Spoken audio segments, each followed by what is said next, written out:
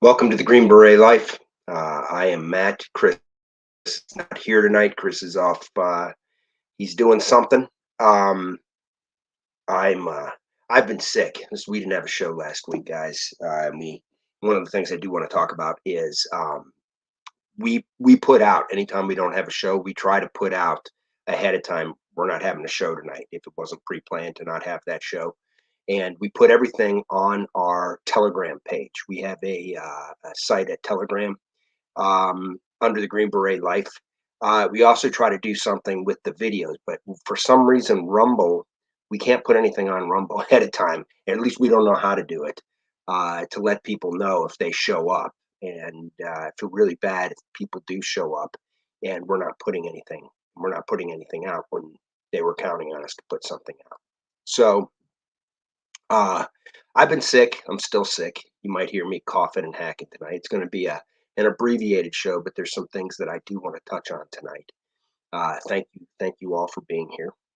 Those of you that are here, and I'm going to try to keep up on Rumble, anyways, with some of the comments if I can. Um, I have to follow it on my cell phone, and I will if I miss some, I apologize, but I will try to get the comments on Rumble if I can. Uh, uh, Filling in a little more about what's going on is this past week we got a bunch of stuff going on right now, but this past week we recognized 9/11 22 years ago. Um, we had a what some people might refer to as a shameful display by the current administration. You know, they had Joe Biden nowhere near this. I wonder why, folks. I wonder why. Many people are saying it's because they didn't want him getting booed when he showed up, but they had Kamala Harris there, and she was comparing the 9/11 attacks, uh, which killed 2,977 people just that day. This isn't including all the people that died afterwards from the exposure to the toxic substances and all of this, right? She's comparing that to January 6th. This shows you if somebody is trying to gaslight you that hard, I don't care what side you are. I don't care if you're liberal. I don't care if you're conservative. It does not matter. You have got to recognize that level of stupidity and non-consideration for you, okay? Because they're assuming you're an idiot. They're assuming the American people are idiots, okay? Uh, I know that Rudy Giuliani apparently left once these comparisons started to be made in the politicizing of all of this. While at the same time they had Mayorkas there, while he is flooding our country with tens of millions of people, we don't know who the hell they are, right? We have no idea who the hell they are. So I do want to talk about 9/11 a little bit today. Yes, you're right, Jimmy. Kamala should be that that is it is so far past the pale, and we don't have a legitimate media in this country. She should have been taken to task for that. But this is the narrative they're going to push, and they think everybody's stupid. Nobody calls her out. Where are the Republicans? Are the Republicans calling her out on any of this? I mean, a few are, a few good ones. You know, we have a few good number of Republicans. The rest of them you can place in the class of the uniparty, and that's sort of our stance here. Um, I do I do want to uh, I don't want to, I a friend and I got into a little bit of an argument the other night because he was watching I sent him a video on Matt Gaetz, and Matt Gaetz basically calling out McCarthy, and he was like, what the hell is he doing? Right? What's he doing about it? Matt Gaetz is doing everything he can. Matt Gaetz and 19 other Republicans held this whole thing up in January, and they had so many arrows coming at him just because they weren't going to coordinate McCarthy, right? They weren't going to coordinate McCarthy. And you're now seeing why. You know, the videos haven't been released from January 6th, right? He's being dragged kicking and screaming into these impeachments. I, there's plenty of impeachments to go around.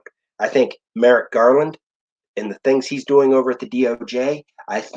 Um, I think Mayorkas, obviously. Though, just so everybody knows, the gates to the southern border are welded open by this administration. Welded open. They are. This is. You can't look at this any other way. I mean, if you were looking at this as an outsider, you would say that is intentional destruction of the United States. Intentional. They are trying to implode the United States. They've destroyed the economy. They've destroyed their biggest industries, agriculture and energy, right? They're welding the gates open. Tens of millions of people are being flooded across the southern border. They want you to believe it's all families seeking asylum when the majority of it allegedly is military aged males. And now, when a few thousand are shipped to New York or a few thousand are shipped to Chicago, remember these are our sanctuary cities. They get shipped there. Now it's a huge catastrophe. And now the Biden administration is trying to put a, a an order in place called Remain in Texas. I wonder what they're trying to do there, folks. I wonder what they're trying to do there. Okay. So if they're going to allow these people in the country, they must go to sanctuary states, period. No other state should take any immigrants. You have a say in that. No state that is not a sanctuary state should not be accepting any illegal immigrants, period. Let them deal with what they've wrought to our country. Let California, let Massachusetts, let New Jersey, let New York, let Illinois, right? And others deal with that mess. This is what they've done. This is what they've done. And I've heard some very, very interesting theories on what what's going to happen here because we've heard Tucker Carlson talk about you know, a hot war with the United States and Russia. We can kind of see that coming, obviously. Uh, we have none of that makes sense either. None of this makes sense. None of this makes sense unless you remove yourself from the situation. You look at it and say, I believe that is intentional destruction of the United States and the Western world. Period. I mean, Europe is destroyed too, right? So this is what we're dealing with, and I do want to spend some time on 9/11. 9/11 was an important day for me. I can remember exactly where I was. I was getting ready to go to work. Um, and then I was in work and we were all gathered around the TV watching it the whole day. Uh, we were watching all of the things go down. I remember when they said right off the bat they thought it was a commuter plane. I At that stage I was dubious then. I said bullshit. Bullshit, that was a commuter plane. They were originally trying to say, and I remember it vividly, they were originally trying to say it was from Canada and it was a commuter plane, like a little Cessna, that had gone off course and got lost and somehow ran into one of the trade towers. And as soon as they're pushing this lie out here, you see the big jumbo jet hit the South Tower. Bam! Right? Well, at that stage, everybody knew right there that that it was all bullshit. The media narrative that was being pushed was all bullshit. And unfortunately, folks, it just doesn't seem like we're getting the truth on anything these days. Doesn't seem like we're getting the truth on absolutely anything. And I'm really disappointed. I'm going to say this right now. I have our I have several channels on Rumble, and I have now they've taken Rumble out of it for some reason. I don't know why our symbol was not highlighted on Rumble, but uh, getting back to 9/11, I remember watching that and just I was incredulous. I was absolutely incredulous. And I, like most people, were like, who the hell did this? I have an idea, right? You were thinking Middle East terrorism, right? Uh, Today, we still don't know who is really behind this whole. This is what I'm saying. We do not have all the answers that we need to have. We do not. I can't sit here and definitively tell you who did this, who caused what, who did that. I can't do it. I have suspicions, as all of you do, right? But I can't do it. I do know that we don't have the story. We do not have the story, and and we need to get. We need to get that. We've gone so long without accepting, or with accepting, uh, not getting any answers to anything. Look at the JFK assassination. Now things are starting to come out about this. There's another book released by a Secret Service agent that has information that he sort of held on to. And everybody's like, why did he hold on to it for so many years? Oh, I wonder why. Gee, because if he had a counter narrative that proved what they were saying wasn't right, what do you think would have happened to this guy? We'd have never heard of him, right? He left the Secret Service, um, but it it's one of these things that I think we have to understand now that we're being fed narratives. Okay, we're being fed narratives. We need to understand what those narratives are, and this is going to lead to something here. Okay, because we're on YouTube right now, right? And we have to start making our own minds up, right? We're on this big platform here. I do want to talk about some new happenings with Google and with YouTube, but before that, I still want to stay on the 9/11 stuff. And just so people remember, I know most of you guys understand every single aspect of what happened here, but just so people remember what happened, I'm going to go through, and it's not going to take very long, but I'm going to go through what happened on 9/11. Okay, what we know. Okay, and I know there's a lot of people that say, "Well, how could those towers fall from towers fall fairly easy from jumbo jets crashing through them with all that kinetic energy?" Okay, I saw in um, my cousins lived in uh, a place, it's Mount Lebanon, Aliquippa, Pennsylvania.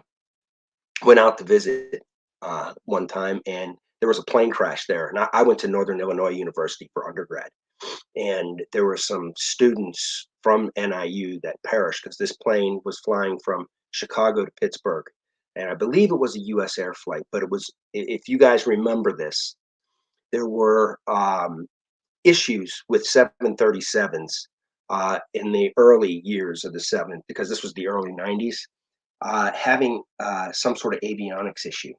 And this plane was upon approach to Pittsburgh International Airport, which was the hub for US Air.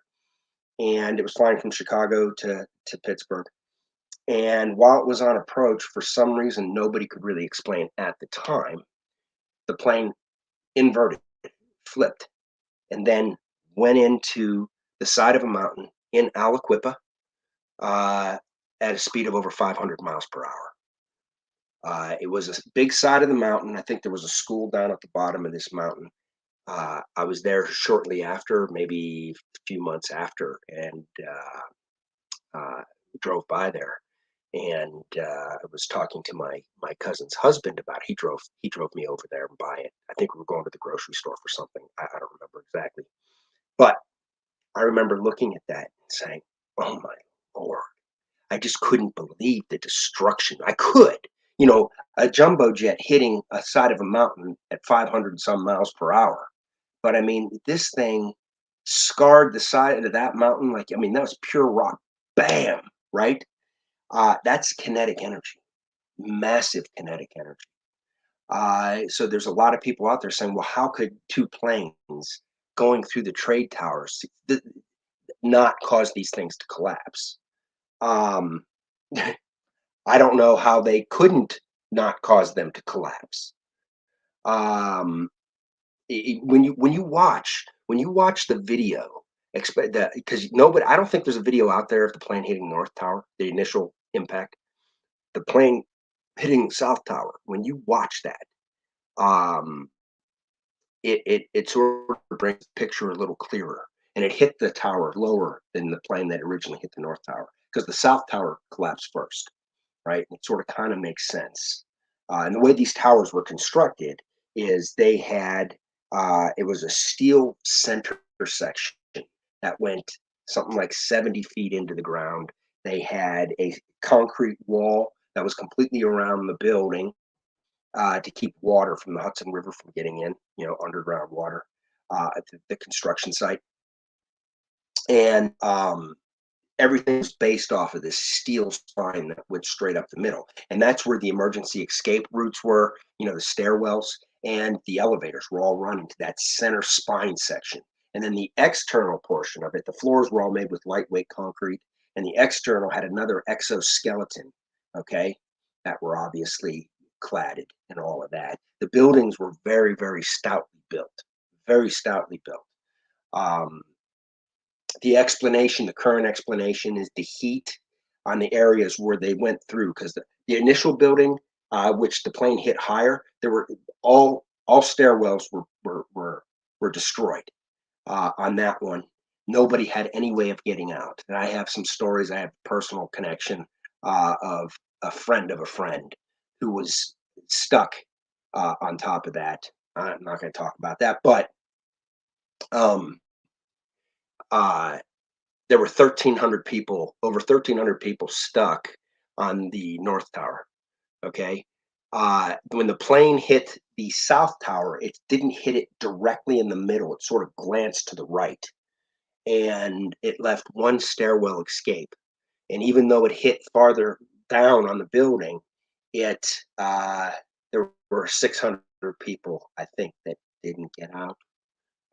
From some people were able to get out down that stairwell, but I think it left 600 people. The South Tower, even though it was hit, I think 19 minutes after, 17 or 19 minutes after, um, that tower collapsed first, and then the first tower. And then there's some weird things that we've all seen with the other towers that surround it, which are odd, really odd. Um, that's like I'd like to say I know what happened here. I just don't. I do know. I do know. Apparently, the FBI knew of these individuals taking flying lessons. That's just learning how to take off, not land. That's a weird request, right?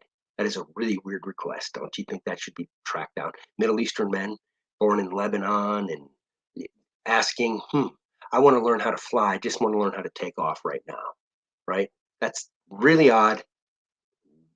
First of all, to come over here and start taking flight lessons should be there's so many things. It just shows that our federal government with these federal agencies are incompetent at best. Incompetent at best. Okay. And we can all have the conversation. I know, you know, there's many different explanations to all of this. They're incompetent at best. And that's being generous with what I'm saying. Okay. Um,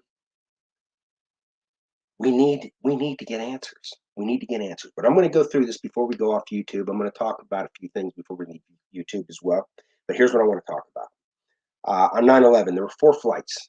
Every single flight was scheduled to go from either Boston, Washington Dulles, which is actually in Virginia, but it services Washington, D.C., and Newark, New Jersey. They were all headed to California, all of these flights. They all took off at roughly the same time.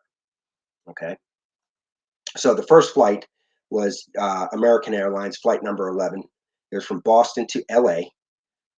It took off at 7:59 a.m. Okay, it had 76 passengers. Okay, 11 crew members and 5 hijackers aboard.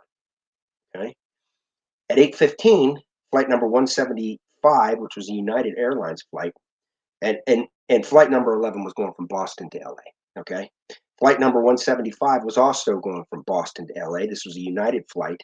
It had 51 passengers on board, 9 crew, and 5 hijackers. Okay, that flight took off at 8:15. At 8:20, American Airlines number 77 left Washington Dulles with 53 passengers, 6 crew, 5 hijackers aboard. Right, and at 8:42, there was a delay here. It was a procedural type delay. Flight 93, which was United, took off from Newark, New Jersey, with 33 passengers on board. Okay, 7 crew members, 4 hijackers. Okay, at 8:46, flight number 11, United Airlines number 11, slammed into the North Tower, causing all of the what the hell just happened, right? Uh, At 9:03, flight number 175 hit the South Tower. Right now, there's no question. There's no, oh, it was a Cessna from Canada that got lost and ran into the building. No, this was very, very clear for everybody to see when they saw the jet basically moving at maximum velocity. I think the trade towers were 1,300 feet tall, right?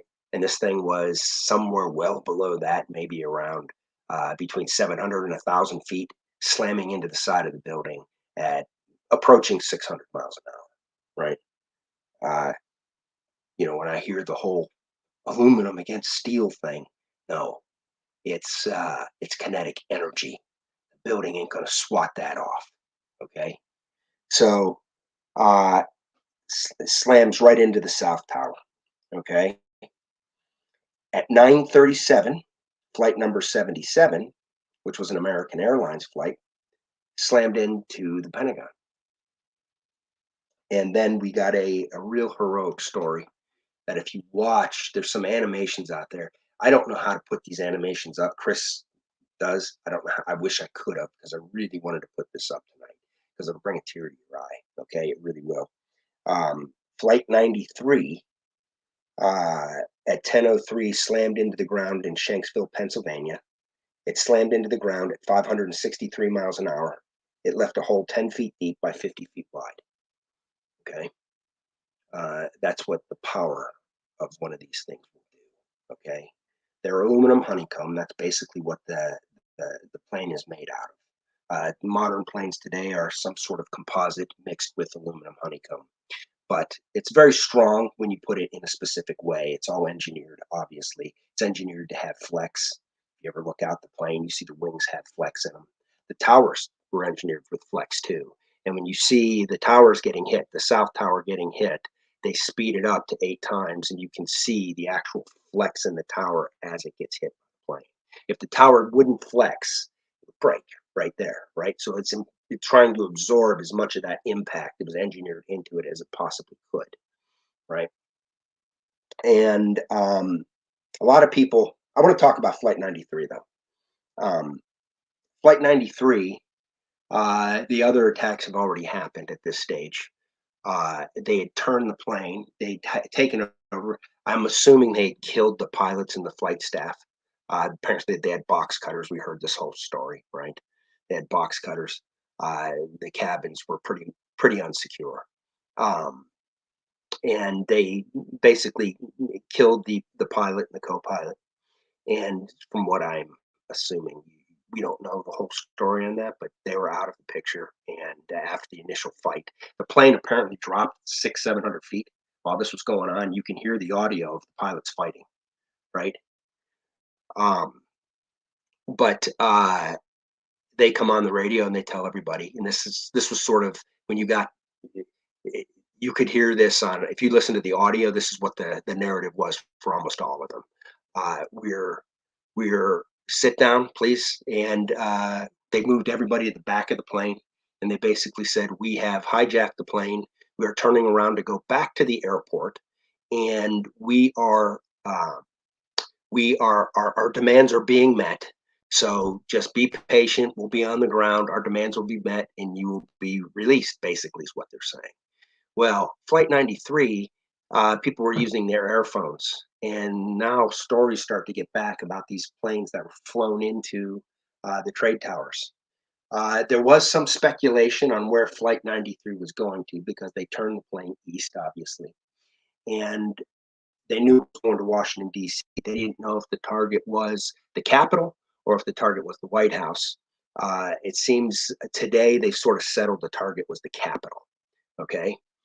And the passengers got together, and there's some pretty heartbreaking stuff. People calling their spouse and their family, basically saying, "Hey, we're okay. I just want to let you know I love you." Things like that going on at this time, and people not getting those calls, right? They're on their answering machines and voicemail and whatnot. And the passengers realize what's going on, because they're starting to get information that, hey, these 2 planes have smashed into the trade towers, and they put two and two together and say, here's what's going to happen. We're going to do this. So they decided to take the plane back. These heroes decided to take this plane back, and they basically overpowered the hijackers. They used the rolling tray that they bring you your drinks on to smash through the cabin doors, right? And they started taking on the pilots. You hear the two pilots talk to each other. Apparently, they said it in English, I believe. Basically, hey, put it down here. Yeah, put it down here. They nosed this thing into the ground. It hit the ground, traveling at 563 miles an hour. The last thing that they said before they started taking the plane over was, let's roll. Kind of gives you a little bit of a feeling when you hear about that. But those people were patriots, and they fought back. That's why if you ever see any of this stuff going down, I just understand, you just never be a victim. Always fight back, whether it's an active shooter, whether it's anything, any way you can. Be smart about it. You fight, you resist, you never comply. You never comply with these people. Okay? Just that's the way it is. You figure out a way to fight. Okay? These guys figured out a way to fight. Didn't work out for them in the end. But who knows how many people they saved by ramming that thing. Just think of the abject horror of the people on board. I mean, imagine being on a plane, being nosed into the ground at that type of speed, and feeling the G-forces, and seeing the ground coming up at you. Imagine that. I mean, it's almost unbelievable. So this was the reason I joined the military. I was already older at this stage. Okay. I had turned 30 at the end of 2000, right? And I had always considered going into the military. I was really considering going into the military to be a pilot. I wanted to be a flight pilot. And I was looking at going into the Marines, but they were the only ones that would take me because I'd already gone through college. And I wanted to fly an F-18. They couldn't guarantee me, of course, me being a dumbass. I was in my early 20s. I'm like, well, I'm not doing it. If I can't guarantee that, then it just shows how stupid we are in certain times of our life. And this is, sort of my story on that. But once 9/11 happened, you saw everything that went down. Okay. And you saw this.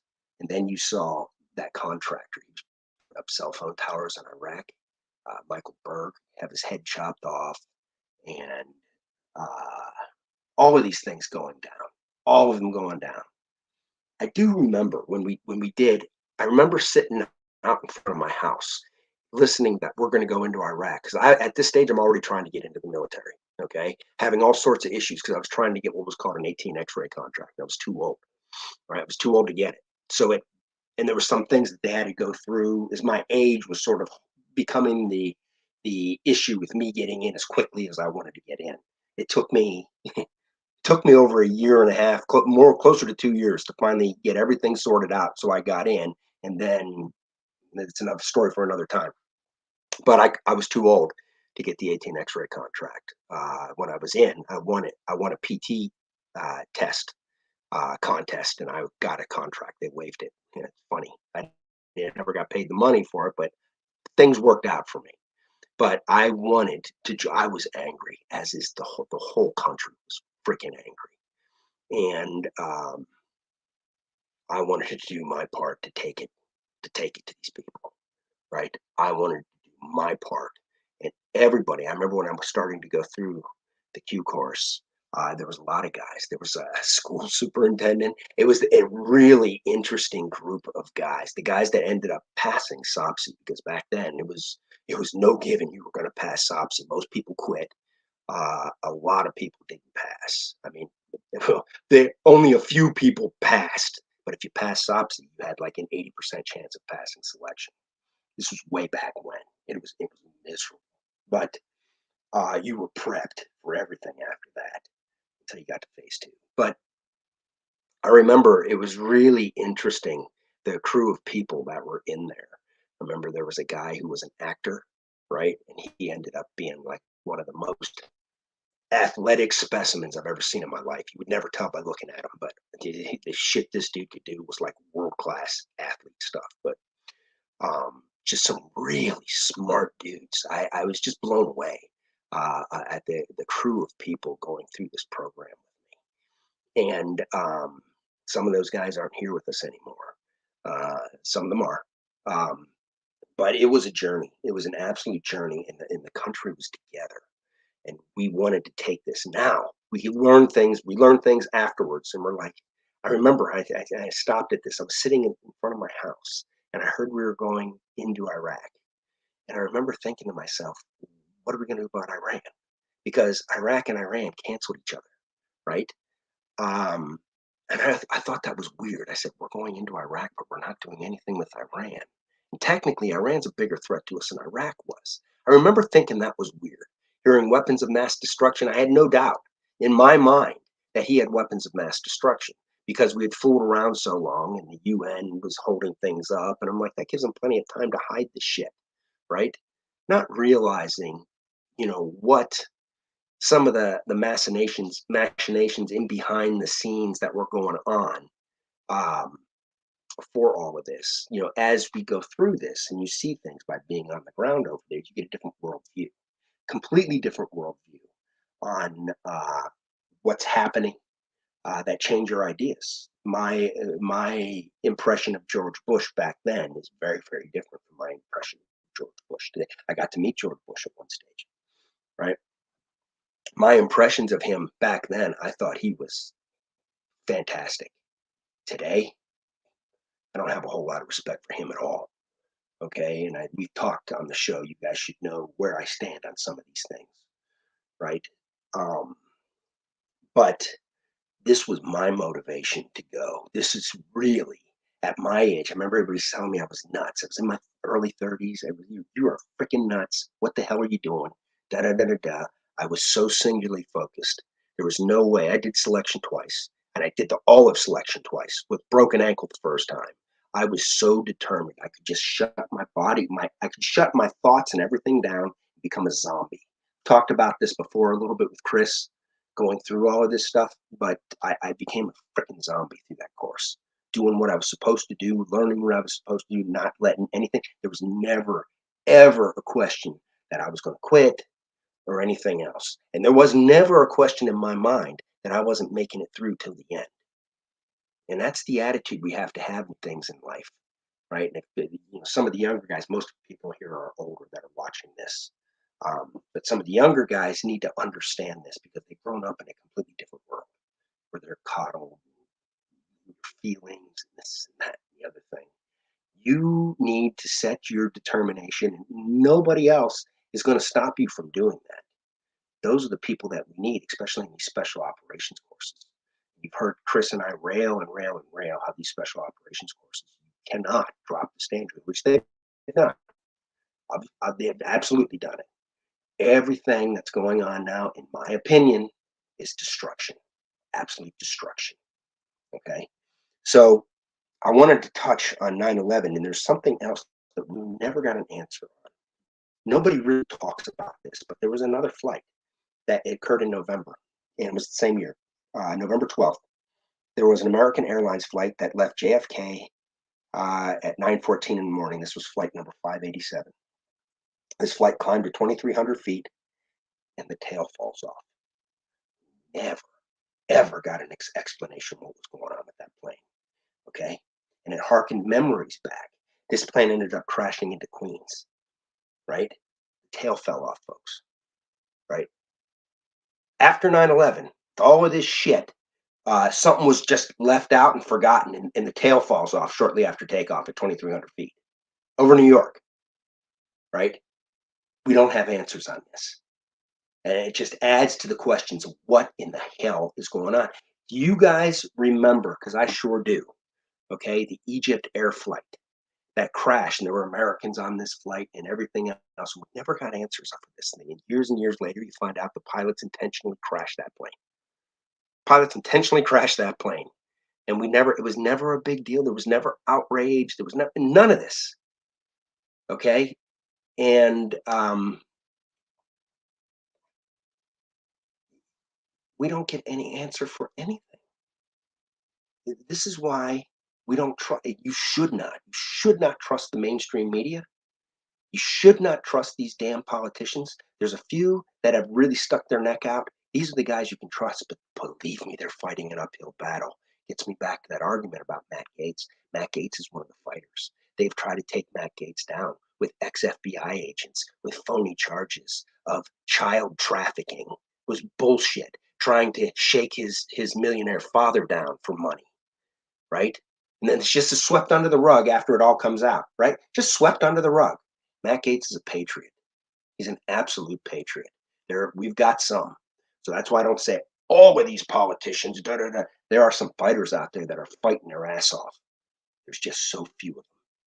The rest of these guys, when Gaetz came out the other day, I said, you watch. If somebody comes out to attack him on the Republican side, there is your sign. There is your sign right there. Now you know who that person really stands with. Because McCarthy has not given us what he promised us. He's not given us the tapes for J6. He's not given us accountability. He's not given us power of the purse. They're just pushing it through. Do you know why? You know why? Republican donors. Powerful Republican donors. They want this. They don't want Trump. They want this. They want the status quo. They make money. They don't give a shit about the future of our country. They're good.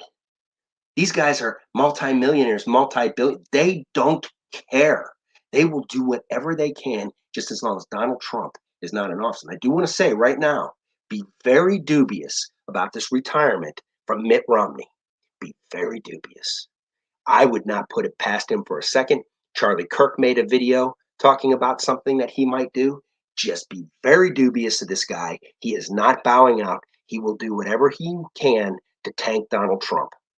Just you watch him. We can't allow it. We can't allow it. We need to get past this, and we need to educate our patriot brothers and sisters in this country. We got to get people who care about this country that may think they're on this other side, that it really isn't a left and a right thing. It's an American patriot thing, right? It is an American patriot thing. So this is where we're at. I did want to bring up Flight 587, November 12th, 2001. Tail falls off of it, just after taking off at JFK at 2,300 feet. Killed all passengers on board, of course, right? And their memory needs to be served. We need to get to the bottom of that, and I don't think we ever did. There's been multiple types of plane crashes, Pan Am, or not the Pan Am, TWA, that people with credibility said, I saw missile trails going up to the plane. Just was all of a sudden there, and also taking off out of New York. I think it was going to Paris. If you guys want to look that one up. But this is where we're at today. And I would be remiss if we didn't talk about 9/11, because 9/11 affected this nation in so many ways. Affected me personally, but it affected every single one of us out there. Whether you were born or not, whether you were a little kid or not, 9/11 affected every one of us out there. It completely screwed up airline travel, right? That's just a minor thing, right? We had all of these agencies come together, right? They said, oh, each one of these agencies are operating what's called a stovepipe chain of command. That means they're just concerned about themselves. They're not sharing information with one another, and they're just running that info up a stovepipe, so nobody else gets to use that little bit of information that could help them put the piece together. So this is why the Department of Homeland Security was put together. Then all of this sounded great.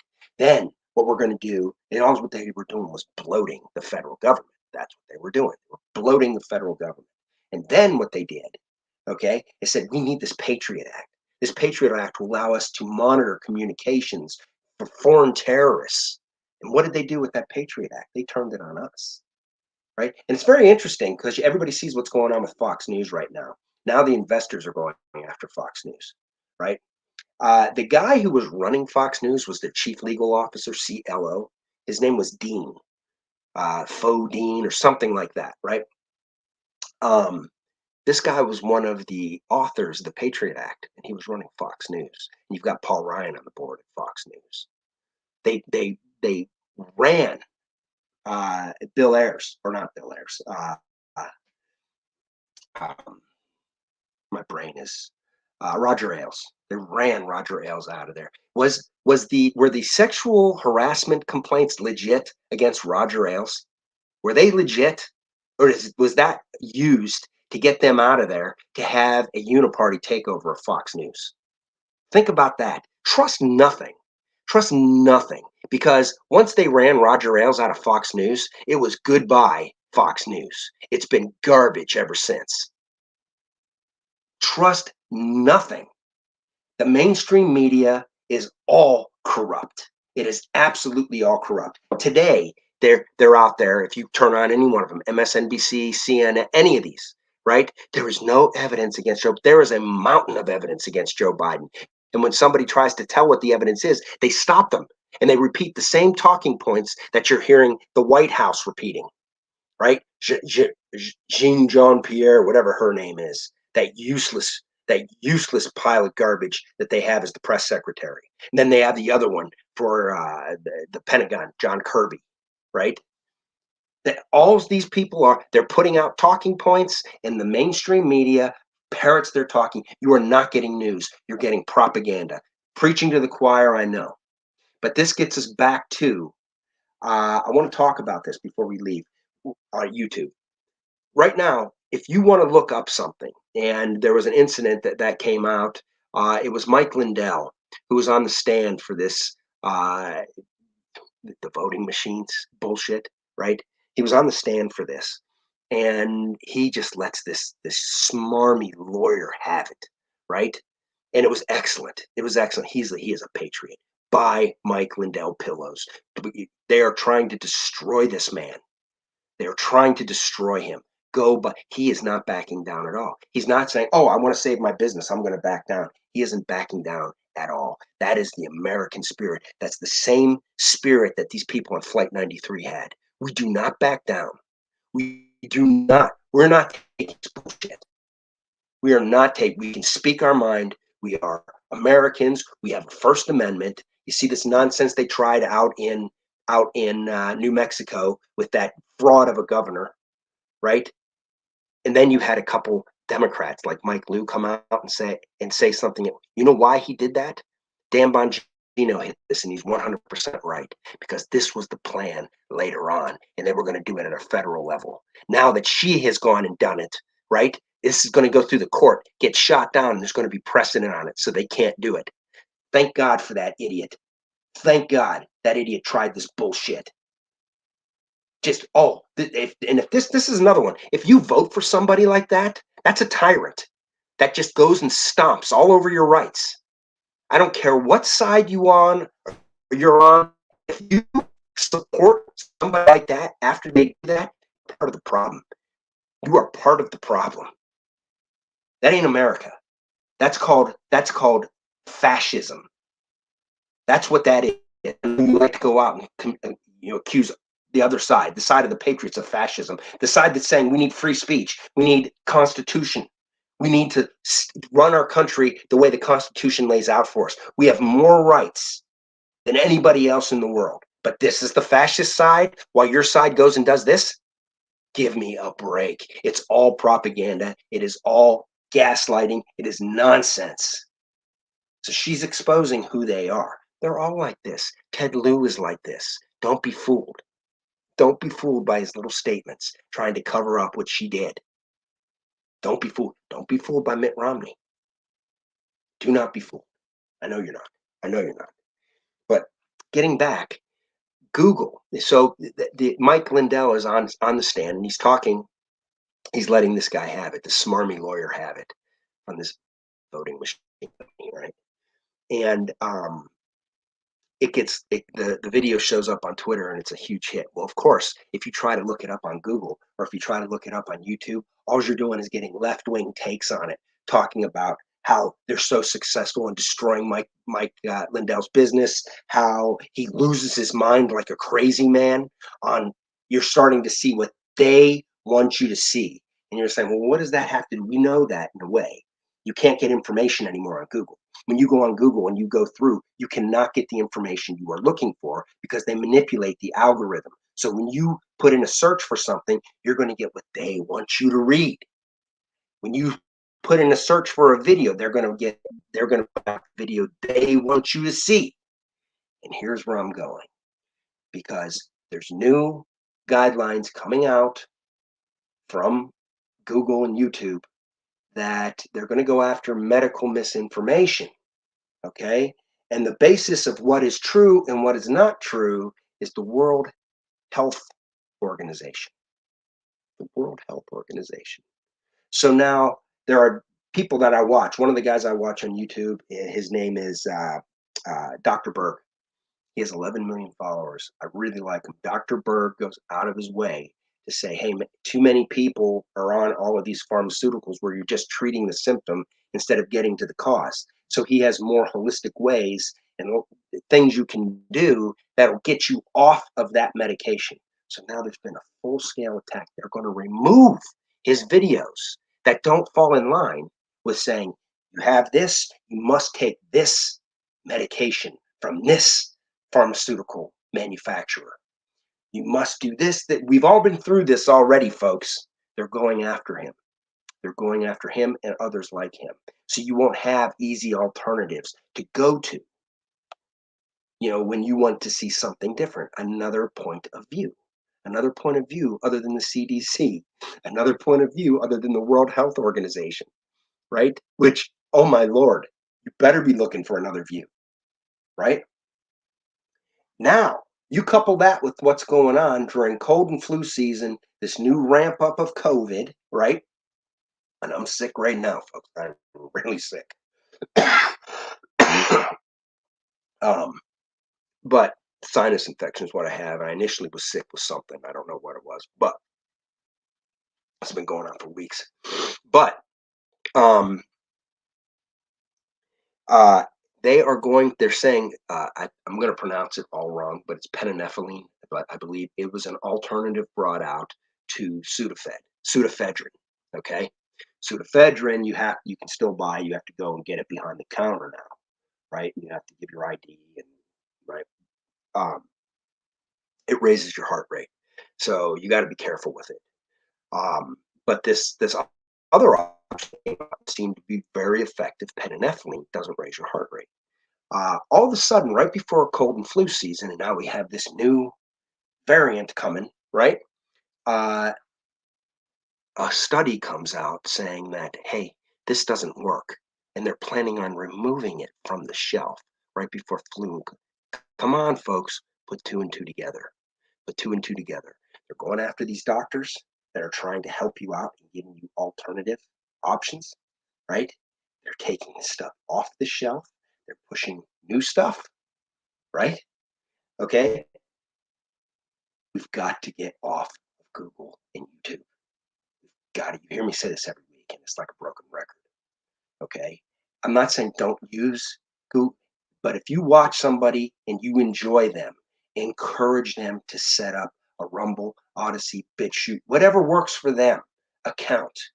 They've got to have alternate platforms, or they're going to lose everything over here. They're going to lose everything over here. Okay. I don't know who is running Google. Okay. I have no idea who's running Google. Okay. I have some ideas. I know you do too. Right. But I can't tell you it's garbage. It's absolute garbage. And it's part of this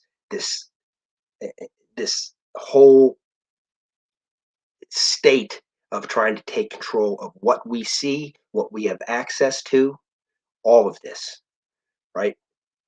So I might just stay on YouTube the whole night here. I might just stay on it the whole night, right? As well as Odysee and Rumble. I think I'm going to. I'm not going to be on for too much longer, but I'm going to stay on here. I'm going to be careful about what I say because we know what they do. We know how they play the algorithm. But getting back to the whole Dr. Berg thing, they're putting a video that is the most looked up video. Yeah, like I believe that, right? Most looked up video And it's these three women that don't have the background of Dr. Berg, although they're somehow associated with the Mayo Clinic, basically going out there and shitting all over Dr. Google, as they refer to him and others, right? And what do you think they're telling people? What do you think? I mean, do I really have? I don't have to say it. You guys know. You guys know what they're telling people, right? That's what's going on.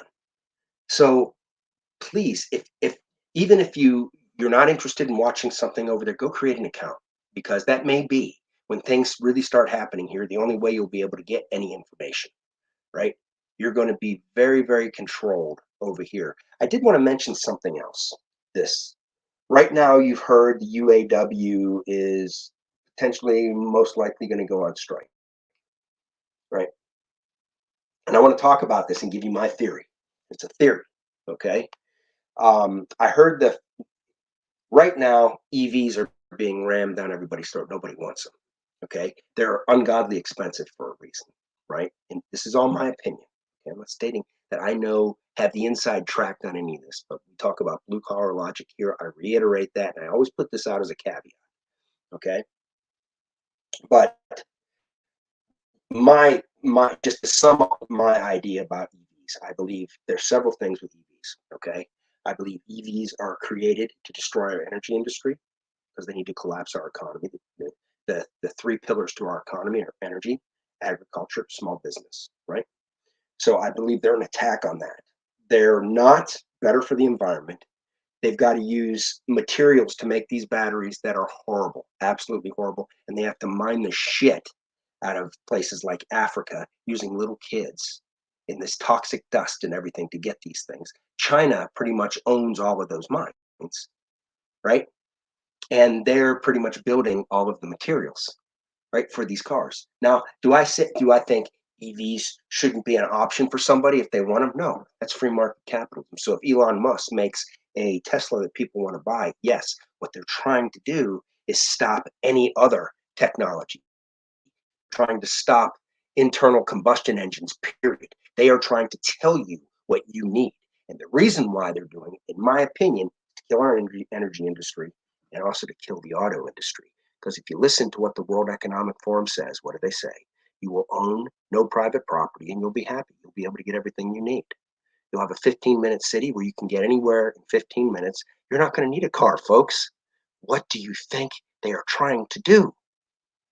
Everything we have now spies on us. Our phones, our appliances, our computers, obviously. Great. We have security doorbells.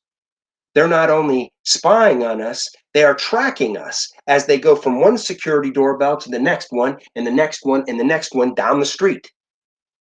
This is what they're doing. If we're in these cars are recording us. You go to plug in, I just envision this. You go to plug in at one of those electric charging stations, right? You're doing a big upload. Whoop, where that car was going, how fast it was going, what was said inside the car, who's in the car, how many passengers, how fast you were going, all of this, how you were driving, all. And it's metadata, folks, metadata. It's just compartmentalized and held out in some million square foot facility in Nevada or Utah or Idaho, right? Nothing. It's just so they can increase and enhance the experience for you, right? That's what it's for. Oh.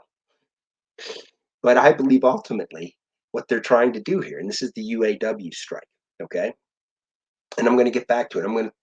I bounce around all over the place. This is where my brain works. I try to come back to the main point. I know some of you guys get a little bit confused when I do this, but I'm trying to build up to get back to the point. Okay, so when I'm talking about the UAW and I'm talking about these electric cars, I'm bouncing from here to there for the point, and now I'm talking about this potential strike and what I've been told. If you go back and you look at, I believe it was the pipe fitters union that were sort of brow bent to endorse Biden. The union was pushing to their union members they were going to endorse Joe Biden. But why would you endorse Joe Biden when the first thing he was going to do was shut down all the pipelines. What do pipe fitters do, right? Why would you do that, right? I believe the union leadership is working with these schools, right? And they're trying to destroy the industry. They're destroying the industry. This brings us forward to the UAW, okay? Ford, who is being, all of these car companies right now are being pushed because they're being mandated they must develop these electric cars that nobody wants, and they can't produce them affordably. They're expensive. They're going to naturally be expensive. That's by design. You don't need a car, folks, ultimately, right? Those are for elites, not you, right? Airports will be for elites, not you, right? You can't have steak anymore, right? So the UAW is threatening to strike. Ford, the CEO of Ford, comes out. I think this new guy, I think the last guy they had, Fields, was pretty good. I think this new guy they have is a turd.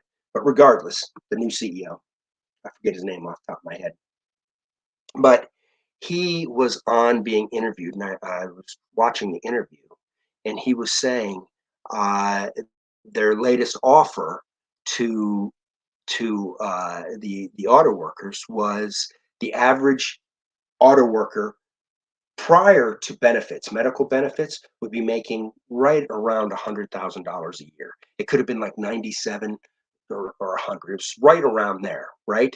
With the medical benefits they're getting, if you wanted to look at their total salary, it would be 130.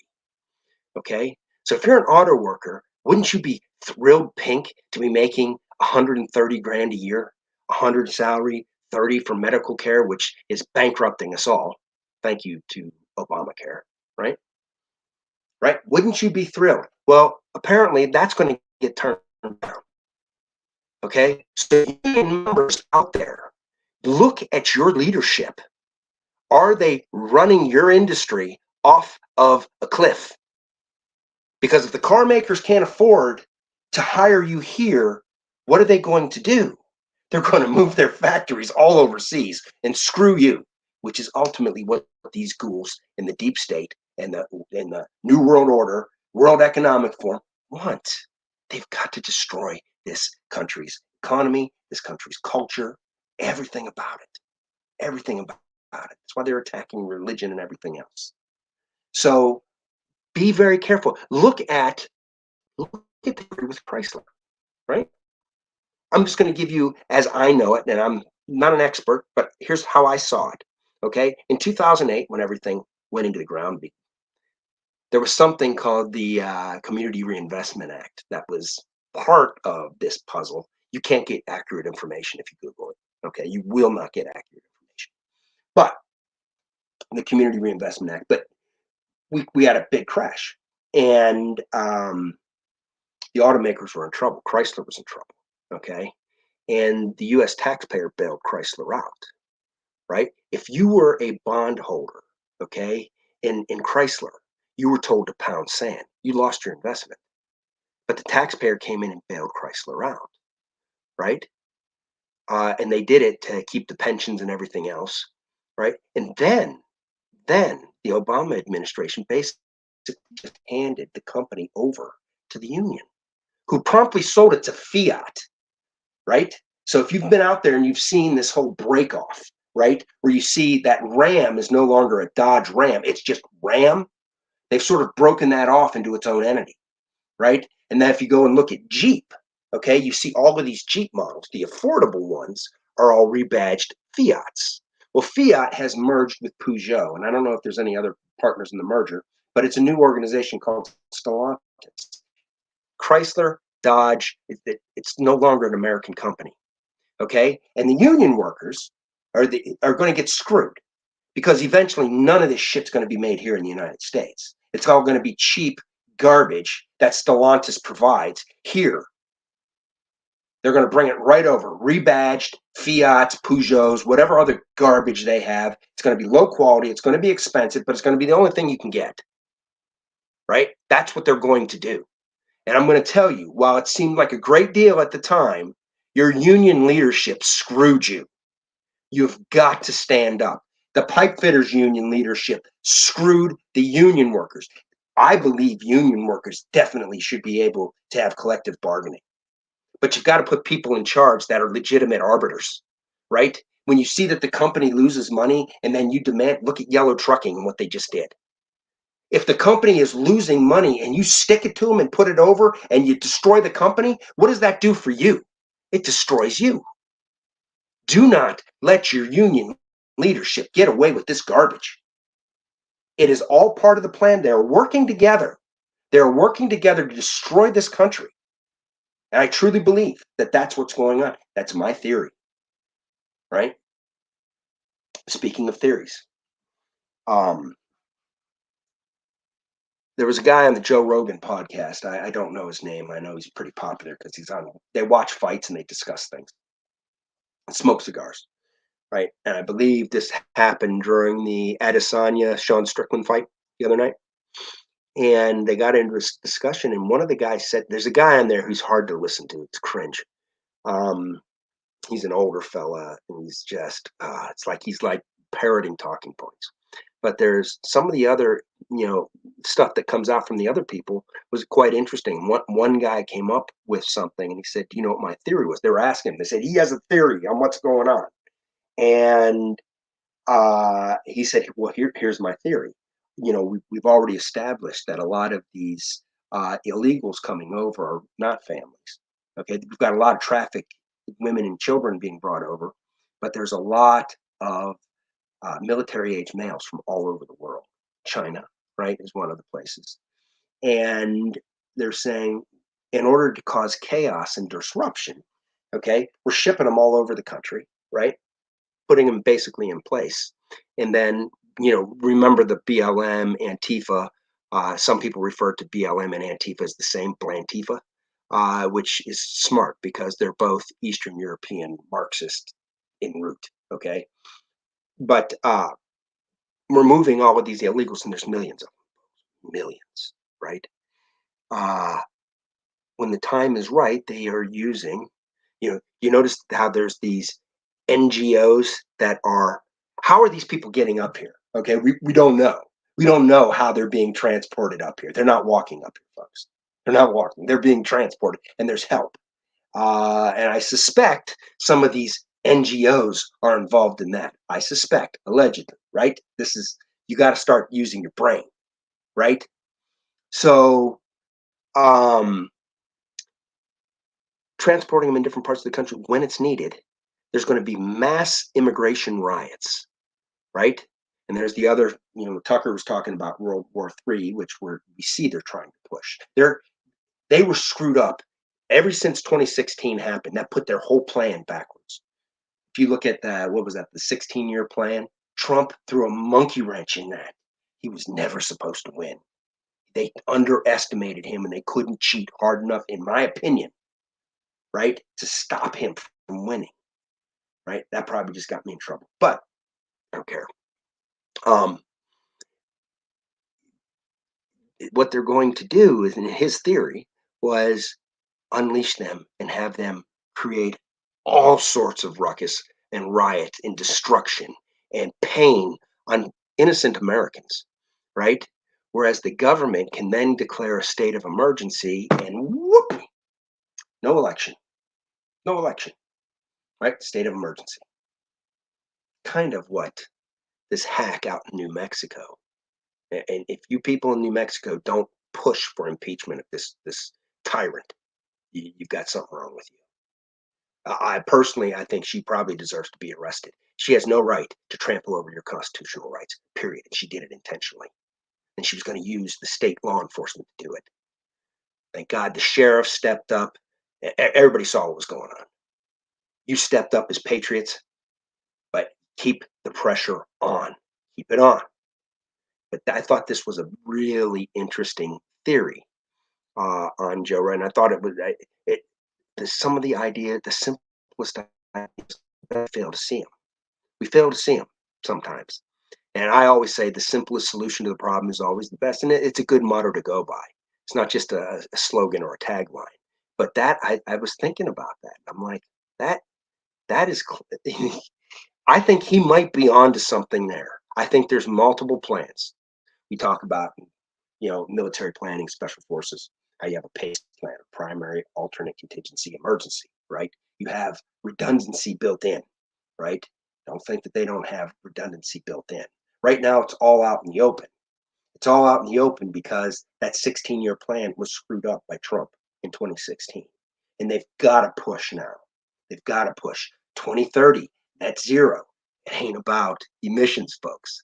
It's about everything else we've talked about a million times. These guys, I truly believe, are losing their grip, and they're going to do anything they can, whether that means trying to start a world war, whether that means tearing this country and all other countries that put any pushback down, right? Do not put anything past them, and know that their mouthpieces on your mainstream news channels. I wouldn't trust a word that comes out of their mouths, whether it be Fox, whether it be CNN, whether there's some good people at Fox. I'm not going to say that. There's some good people over there, but they're under horrible control, right? They're under horrible management. Okay, CNN, MSNBC, PBS, it does not matter. You are getting propaganda. You are getting propaganda. And when we go back and we say, we look at 9/11, how I started all of this off, we look at all of this, and we said, we don't know. We have ideas. Okay, we're dubious, right? We don't have answers. But if we're being very extremely generous, okay, these agencies are absolutely inept. And we do not deserve this country to be going into debt to make these agencies even bigger than what they are. In fact, the plugs need to be pulled. Trump is talking about getting rid of the Department of Education now. It definitely needs to happen. Education should be in local control. You should have a say in it. The theory is the reason to defund the police was to bring in a national police force where you had no control. You have control over your local police, right? And also look to some high points out there. Look at what's going on in Oregon. This is still gaining steam. The majority of the counties, or close to, if not the majority, the full majority, have all voted on seceding from Oregon because Portland controls everything.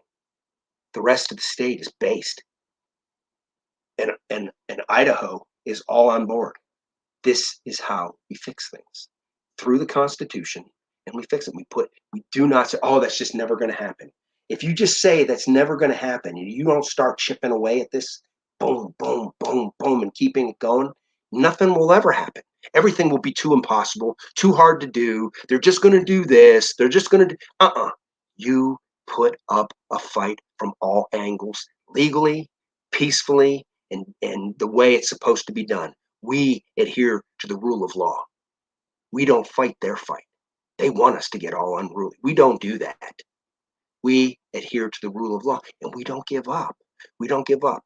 I got a friend right now that's running. In fact, I've had him on here, Randall. He's running for school board. This is how you get it done. Maybe he's not successful, maybe, but he's starting to get it out there. Bam, bam, bam. Take over. Local. These school boards are a disaster. It's a great place to start and cut your teeth in the whole political world, right?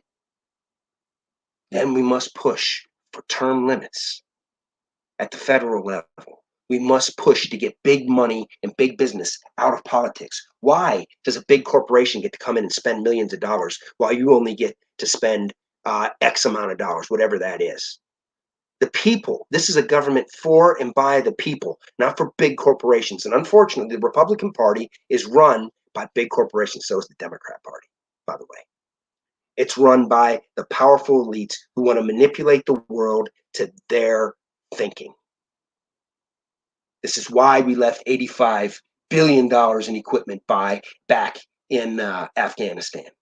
This is why we went into Iraq and did what? I will never trade, and I will never look down on my time in the military. And whatever we were doing there was just the people that died in Iraq did not die in vain. Believe me, there were some shitbags over there that they were fighting. Okay? But when you see how all of this was manipulated in the United States, just lost money, the precious lives of patriots, and we got nothing that advanced the interest of the American people. And there were innocent people on the other side. There were a lot of shitbags too, but there were innocent people on the other side that got caught in the crossfire. Why were we in Afghanistan for as long as we were? The country fell roughly in 3 weeks. 3 weeks. Just think about all of these things. None of it makes sense. Look at the mess in Vietnam. And then if you go back and you start piecing the JFK, study your history. They're not teaching it in school. They were interviewing people on the ground that nobody knew anything about 9/11, who the terrorist organization was that hit us, who the mastermind of the terrorist organization. They knew nothing about any of it. They're not being taught that for a reason. Do the research and see history is really repeating itself. Start to look at what happened with JFK. Look at what happened with Nixon. And what were the other who were the people around this guy pushing certain things? Opening up China, going away from the gold standard, these stupid wars that we were supposed to get involved that could lead to another world war, right? Pushed by agencies, federal agencies in our country against the president's desire and the people's desire. You just look at these things, study them and piece them and put them together and understand that the press is feeding you disinformation. We have new outlets now. YouTube ain't one, but Rumble and Odysee and BitChute sure are. Twitter sure is. True Social sure is. I know people are upset right now with Elon Musk, but Elon Musk is in a huge fight and he's doing a huge service because this ADL and this Mr. Goldblatt who runs the ADL is a hatchet squad for the deep state. And what he is doing is he's going to all of the advertisers trying to bankrupt Twitter by basically saying that there's no rules in place here and it's anti-Semitic, it's racist. Nonsense. Free speech is anti-Semitic and racist, right? These guys are turds. The ADL is a joke of an organization, a joke. And he is taking the fight to him. So yeah, maybe some of the stuff that he wanted to get, but he is under so much pressure right now with Twitter and in this fight against the ADL. We need to support him in his fight against the ADL. Then, if he doesn't fix these things that he said he was going to fix, then we have a real grievance, right? I mean, I'd like all right now, but he is getting hammered. They are hammering, and then we need to hammer these corporations like we hammered Bud Light.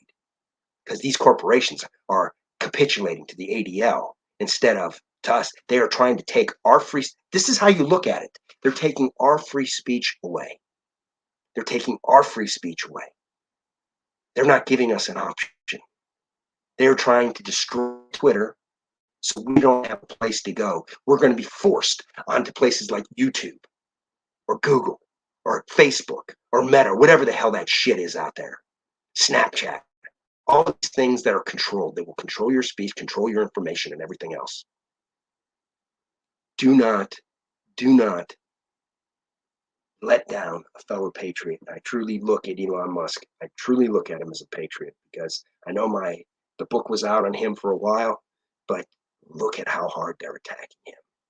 They're suing him for not hiring illegal aliens in SpaceX. Hire illegal aliens in our space industry? I mean, just think of this. Look at what they're doing. Look at who's taking the attacks. Those are most likely the good guys, folks.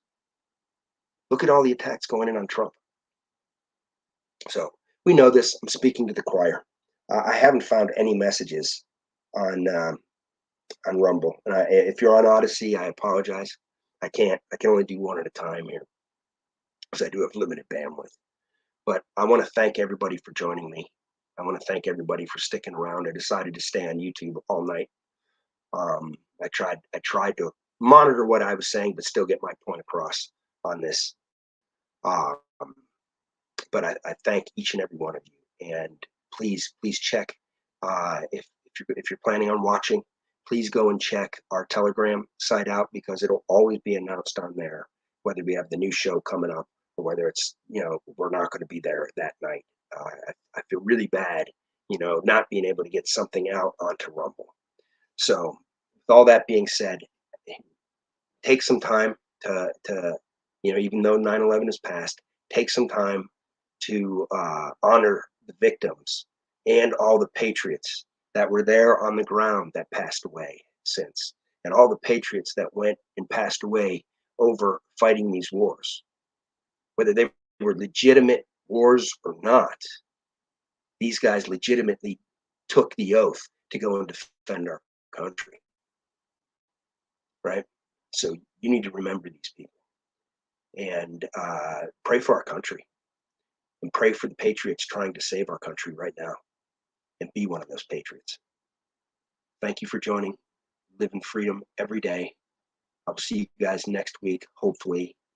Please check on Telegram and take care, guys. Thank you.